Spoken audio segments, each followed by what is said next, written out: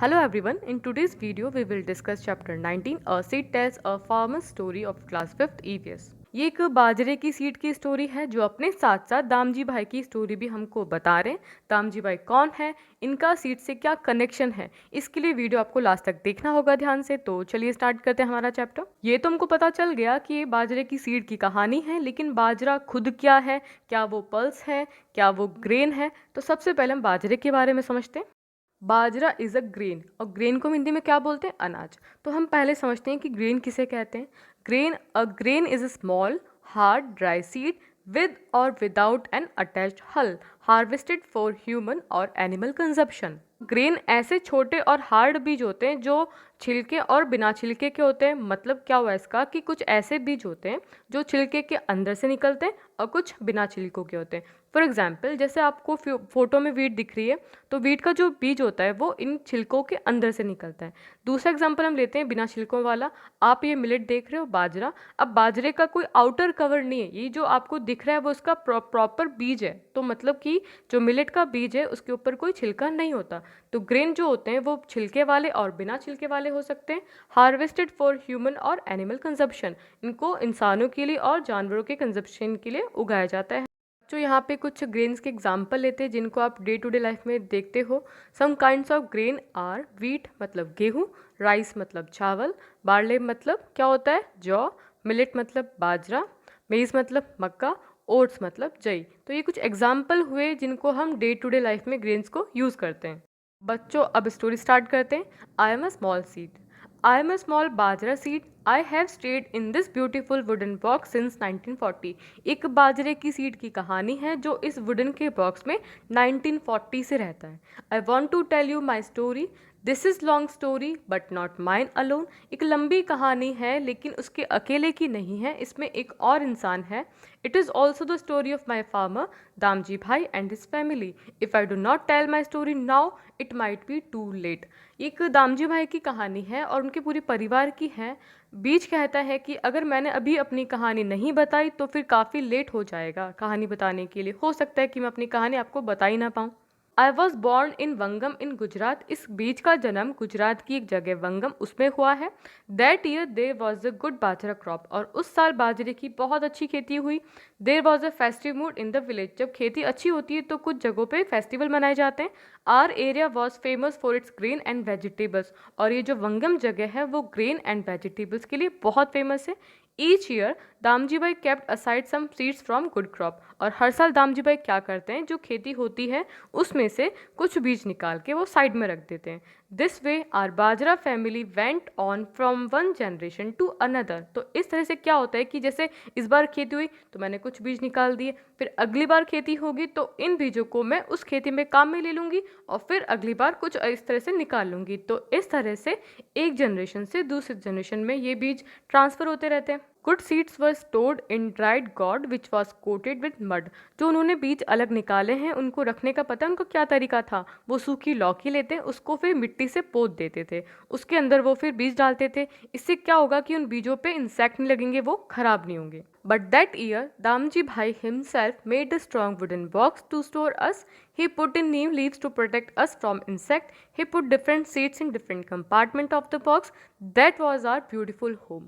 दामजी भाई ने क्या किया, एक वुडन का बॉक्स बनाया ताकि उन बीजों को उसमें रख सके। उस डब्बे में क्या किया उन्होंने, छोटे छोटे कंपार्टमेंट बना दी ताकि अलग अलग टाइप के जो बीज हैं उनको अलग अलग जगह रख सके। फिर उसमें उन्होंने नीम की पत्तियां डाल दी ताकि उसमें किसी तरह का कोई इंसेक्ट नहीं लगे। तो ये जो वुडन बॉक्स था वो बहुत ही प्यारा सा घर था इन छोटे छोटे प्यारे प्यारे बीजों का। In those days Damji bhai and his cousins live together.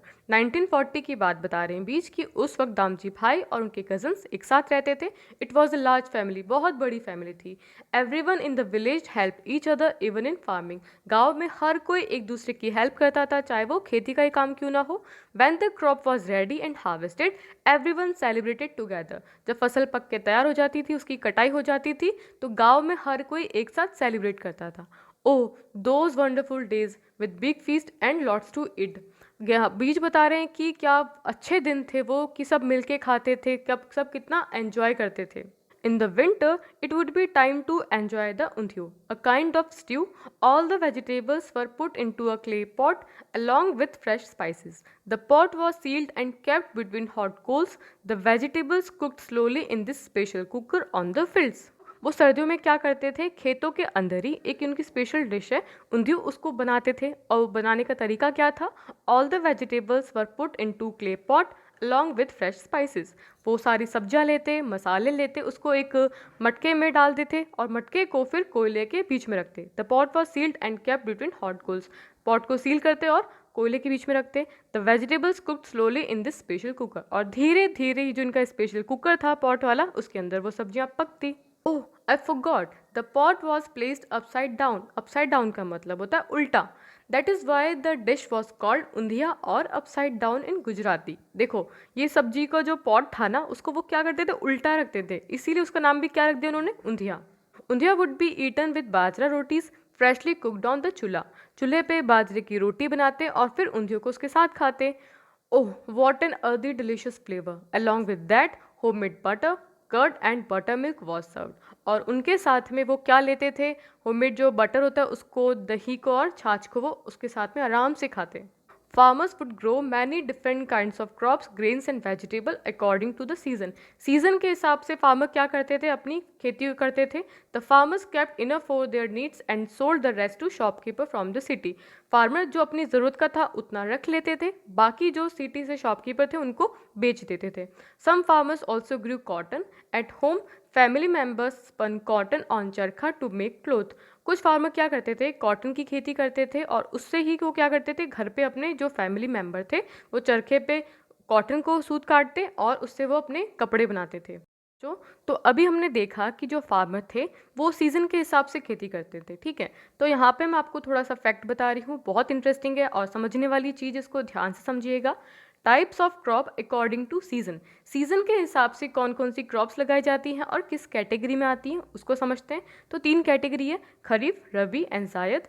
जो खरीफ की फसल है बच्चों, वो कब बोई जाती है, कब काटी जाती है, उसमें के फसलें कौन सी है, अब वो देखते हैं।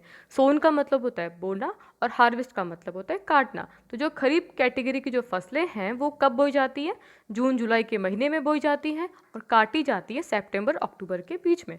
ओके, अब इसमें आने वाली जो फसलें हैं वो है rice, maize, jowar, bajra, moong, urad, cotton, jute, groundnut, soybean etcetera. तो ये सब किस सीजन की हो गई, हमारे खरीफ के सीजन की हो गई। बच्चों, खरीफ के बाद देखते हैं रबी की फसलें, ठीक है। रबी की फसलों को कब बोया जाता है, अक्टूबर दिसंबर में, और काटा जाता है अप्रैल जून में। इसका मतलब है कि इनको सर्दियों में बोया जाता है और गर्मियों में इनको काटा जाता है। तो इसमें कौन कौन सी फसलें आएंगी, वीट, बार्ले, पीस, ग्राम, मस्टर्ड एटसेट्रा। तो ये किसकी हो गई, हमारी रबी की फसलें हो गई। खरीफ और रबी के बाद में हमारी जो तीसरी कैटेगरी है वो है जायद, ठीक है। इसको बोने का और काटने का टाइम पीरियड क्या है, मार्च और जुलाई के बीच का। इसमें क्या होते हैं, जो हमारे सीजनल फ्रूट होते हैं ना, जो हमारे तरबूज, खरबूज, वो जो भी फ्रूट्स खाते हैं वो इसमें आएगा। हमारे जो वेजिटेबल्स है वो इसमें आएगी। और फॉडर, जो गायों के लिए चारा होता है वो इसी टाइम पीरियड में लगाया जाता है। तो ये कुछ हमारी कैटेगरी थी सीजन के हिसाब से कि कौन सी फसल को कब बोया जाता है। तो आई होप आपको अच्छे से समझ में आ चुका है कि किन महीनों में कैसी फसल को बोया जाता है और किस तरह की फसलें होती है। यहाँ पे कुछ फेमस फेस्टिवल्स को डिस्कस करते हैं जो फार्मिंग से रिलेटेड है, ठीक है। तो पहला देखते हैं, पोंगल किस महीने में मनाया जाता है, जनवरी के महीने में। और इस वक्त सीज़न कौन सा होता है, विंटर सीजन। कहाँ पे मनाया जाता है, तमिलनाडु में। और इसकी जो ट्रेडिशनल डिश है वो है पोंगल। कंफ्यूज मत होना, फेस्टिवल का नाम भी क्या है, पोंगल, और डिश का नाम भी क्या है, पोंगल। जो पोंगल के बाद बात करते हैं बैसाखी की, ये भी बहुत फेमस है। किस महीने मनाया जाता है, अप्रैल के महीने में। सीज़न कौन सा होता है, स्प्रिंग सीजन। कहाँ मनाया जाता है, पंजाब और हरियाणा में। और इनकी यहाँ पे जो डिशेज होती है ना बच्चों, बहुत सारी होती है। सरसों दा साग, मीठे चावल, खीर, कड़ी एटसेट्रा। तो बहुत सारी चीज़ें यहाँ पे खाई जाती हैं और बड़े धूमधाम से सेलिब्रेट किया जाता है इस फेस्टिवल को। बैसाखी के बाद बात करते हैं ओणम की, और ये किस महीने मनाया जाता है, अगस्त से लेकर सितंबर के बीच में, काफ़ी दिनों तक मनाया जाता है। और ये सीज़न जो होता है वो होता है मानसून का। कहाँ पे मनाया जाता है, केरला में। और इनकी जो फेमस डिश है वो है साध्या। ओणम के बाद बात करते हैं बिहू की, और ये अप्रैल के महीने मनाया जाता है। और इस वक्त भी क्या सीज़न होता है, स्प्रिंग सीजन होता है। और ये जहाँ मनाया जाता है वो स्टेट कौन सा है, असम। और यहाँ पे जो उनकी डिश होती है वो होती है पीठा। चैप्टर को हम 2 पार्ट में कवर करेंगे। आज हमने एक पार्ट कंप्लीट किया है, नेक्स्ट वीडियो में इसका सेकंड पार्ट करेंगे। वीडियो पसंद आया तो इसे लाइक करें, फ्रेंड्स के साथ शेयर करें एंड चैनल को सब्सक्राइब करें। Thank you so much.